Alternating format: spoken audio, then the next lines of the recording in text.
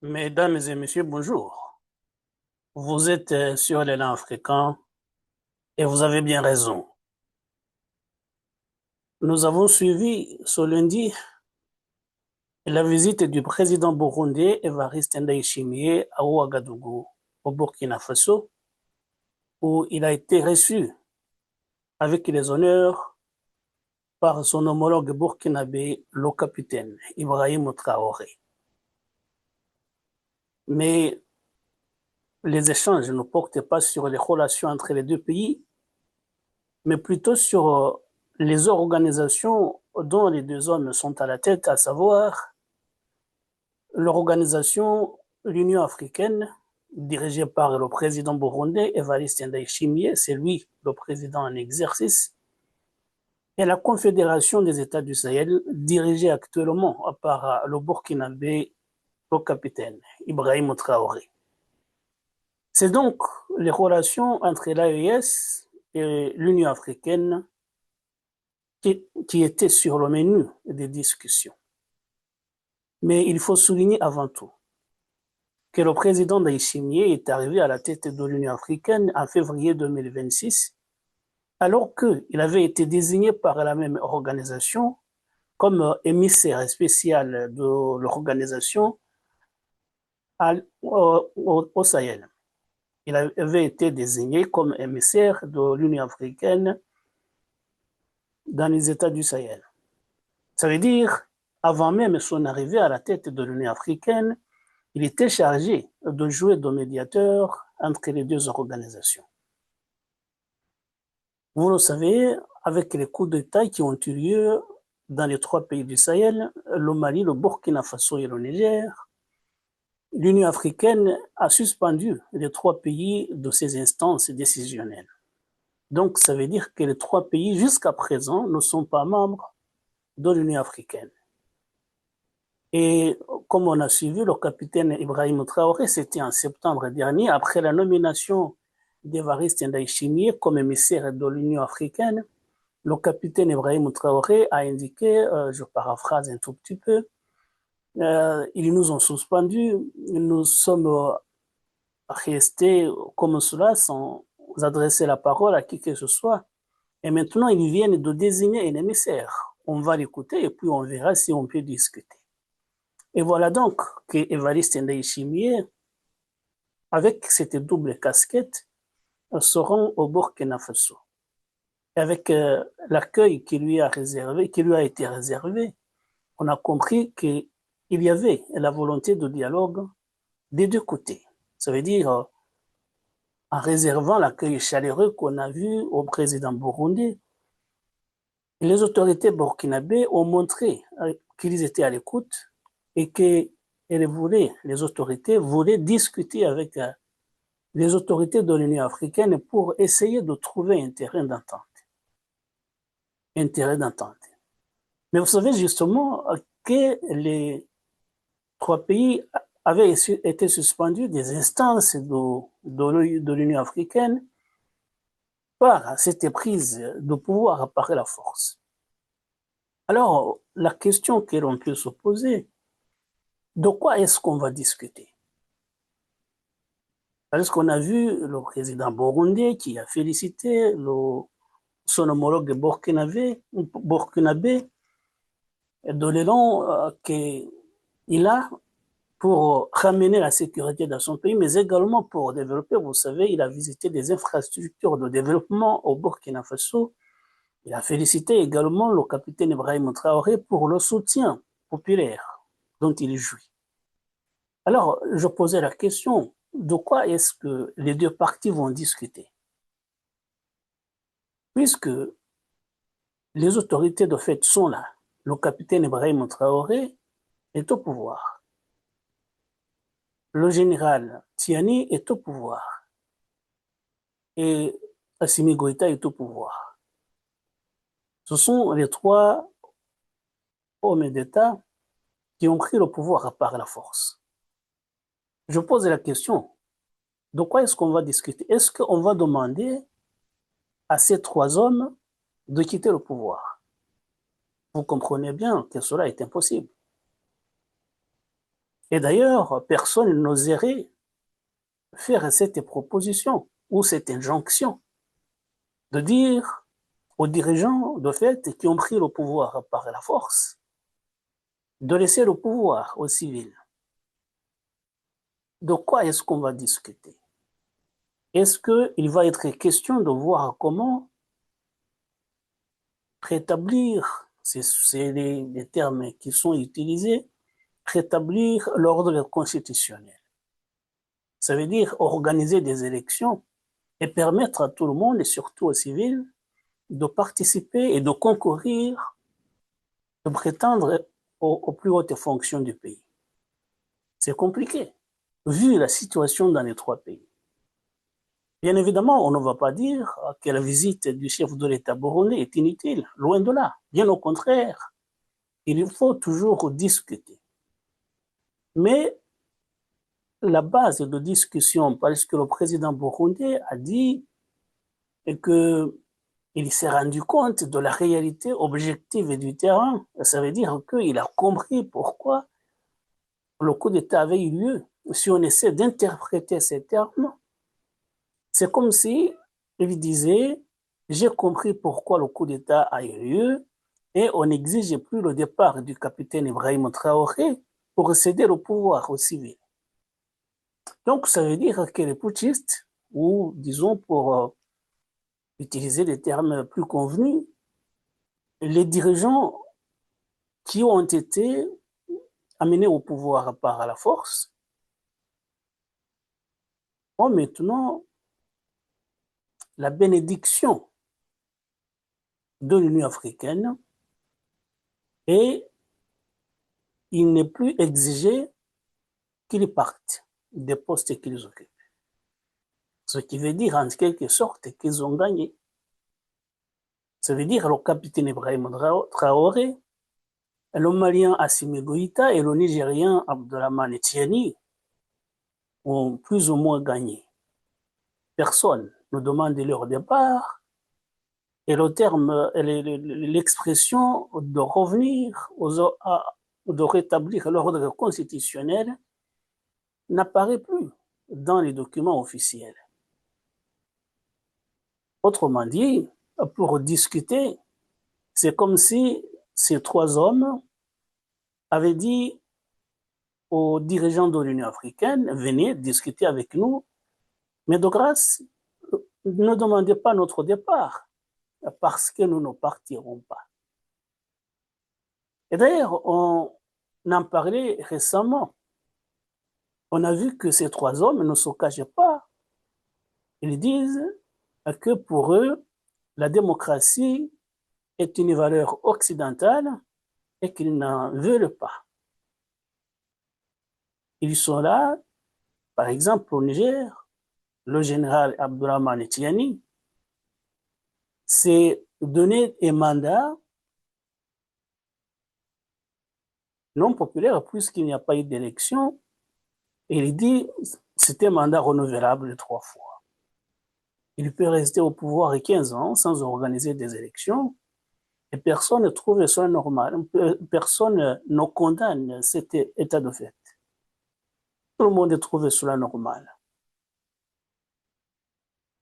Et malgré cela, justement, les exigences du départ, quand les coups d'État ont eu lieu, l'Union africaine disait rétablissez l'ordre constitutionnel. Au Niger, par exemple, les autorités de l'Union africaine disaient libérez tout de suite Mohamed Bazoum. Non seulement Mohamed Bazoum reste en détention, mais l'ordre constitutionnel ne sera pas rétabli, mais le dialogue doit avoir lieu. Évidemment, il serait bien vu par tout le monde. Et c'est peut-être la condition première, avant toute discussion, que l'Union africaine demande au moins, pour ce qui est du Niger, la libération du président Mohamed Bazoum, qui, comme je le disais, reste en détention. Dans tous les cas, on a remarqué justement que la visite du président Évariste Ndayishimiye à Ouagadougou s'est très bien passée. Ça s'est très bien passé. Les deux hommes ont exprimé leur joie, leur profonde gratitude l'un envers l'autre. Et donc, ça veut dire que les choses peuvent bouger d'ici quelques années ou quelques mois. Ça veut dire qu'il peut y avoir un dialogue et on peut voir bientôt les trois pays, encore une fois membres de l'Union africaine, alors que les dirigeants qui ont été sanctionnés restent en place. Et cela nous ramène justement à une autre crise qui a également résulté des coups d'État du Mali, du Burkina Faso et du Niger, comme on a l'habitude de le dire. C'est la crise entre l'AES et la CEDEAO, puisqu'il y a également une volonté de part et d'autre de dialoguer. Et on a vu ce week-end le ministre togolais des Affaires étrangères dire qu'il devrait y avoir un terrain d'entente entre l'AES et le Togo. Et le Togo se propose justement de jouer de médiation entre la CEDEAO et l'AES. Et d'ailleurs, ce n'est pas la première fois que le ministre togolais des Affaires étrangères tient de tels propos. Il lui a été reproché dans le passé de rouler pour l'Alliance des États du Sahel. Lui-même, il disait qu'il ne serait pas contre l'adhésion de son pays à l'organisation de l'Alliance des États du Sahel, de cette confédération de l'Alliance des États du Sahel. Donc, ça veut dire que l'AES est en train de réussir, de revenir au sein de la communauté internationale par la porte d'abord de l'Union africaine, mais également par la porte de la CEDEAO. La CEDEAO, il y a la proposition justement qui a été faite par le Togo, mais la CEDEAO ne peut pas refuser, c'était bien entendu, puisqu'on a vu cette crise ne profiter à personne, ni à l'AES, ni à la CEDEAO. Mais surtout la CEDEAO, qui a perdu 3 membres importants, a vu évidemment qu'elle s'était affaiblie. Elle s'était affaiblie. Comment est-ce que les deux organisations, l'Alliance des États du Sahel et la CEDEAO, peuvent encore une fois avoir une certaine coopération? Est-ce que les 3 pays vont revenir dans le giron de la CEDEAO dont ils étaient membres il n'y a pas si longtemps? Ou bien tout simplement ce sera des organisations qui auraient une certaine forme de coopération? Puisque les autorités burkinabées, maliennes et nigériennes disent qu'il n'est pas question de revenir au sein de la CEDEAO. Mais au moins, il y a cette main-tendue, cette volonté de dialogue. C'est ce que nous voulions souligner, puisque quand on dialogue, il y a toujours des résultats. Et c'est très bien. Rien ne sert de rester à couteau tiré. Il faut toujours retrouver un terrain d'entente, avoir une force, avoir une porte, une fenêtre de négociation. Alors, avant de dire tout simplement qu'on va prendre des sanctions et que tout le monde reste fâché, non, il faut dialoguer, c'est ça le sens de la diplomatie. Et donc, on a saisi l'occasion, on a vu la visite du président Burundi à Ouagadougou, on s'est demandé si l'AES, ou du moins les 3 membres de l'AES, vont revenir au sein de l'Union africaine dont ils sont suspendus jusqu'à présent, puisque personne ne songe à ce que le président Ndayishimiye demande aux 3 hommes d'État de quitter les pouvoirs. C'est impossible. Ils vont dialoguer, les 3 hommes d'État vont rester présidents de leur pays, mais malgré tout, il faut qu'il y ait cette volonté de dialogue, et c'est ce qui a amené le président en exercice de l'Union africaine à Ouagadougou. c'est à saluer. C'est à saluer justement. Il ne faut pas rester sur ses positions de départ. Il faut savoir bouger, faire des concessions. Et je crois justement, même si le communiqué qui a été publié à l'issue de la visite d'Évariste Ndayishimiye à Ouagadougou n'a pas évidemment révélé toute la teneur des discussions qui ont eu lieu entre les deux hommes d'État, entre les deux chefs d'État. On a compris évidemment que peut-être il va y avoir certaines concessions de part et d'autre, que peut-être le Burkina Faso, le Mali et le Niger vont accepter d'avoir une certaine ouverture démocratique, que peut-être par exemple au Niger, le président Bazoum va être libéré, des choses comme cela. Il peut y avoir des concessions et personne ne sera perdant. Et donc, ce qu'on voulait dire aujourd'hui, c'est que avec la visite d'Évariste Ndayishimiye à Ouagadougou, c'est une chance qu'ont non seulement les trois pays du Sahel, mais également tous les pays africains de retravailler ensemble. Que personne ne reste dans son coin, ça ne sert à rien. Mais c'est également avec ce qui s'est passé ce week-end au Togo. On a vu également qu'il y avait une chance, encore une fois, une ouverture, la possibilité de travailler ensemble entre les pays de l'AES et les pays de la CEDEAO. Et c'est à saluer. Il faut toujours avoir la volonté, l'ouverture nécessaire pour que la crise ne reste pas éternelle, pour que la situation ne reste pas tendue, mais qu'on privilégie le dialogue, et c'est toujours dans l'intérêt des peuples. C'est dans l'intérêt des peuples. Lorsque les pays ont de très mauvaises relations, ça veut dire normalement c'est le peuple qui en pâtit, des deux côtés.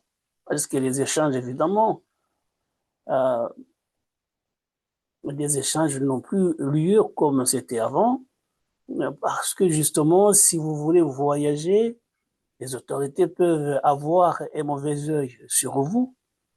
Ça veut dire que vous n'avez pas la possibilité de faire les affaires comme on le faisait avant.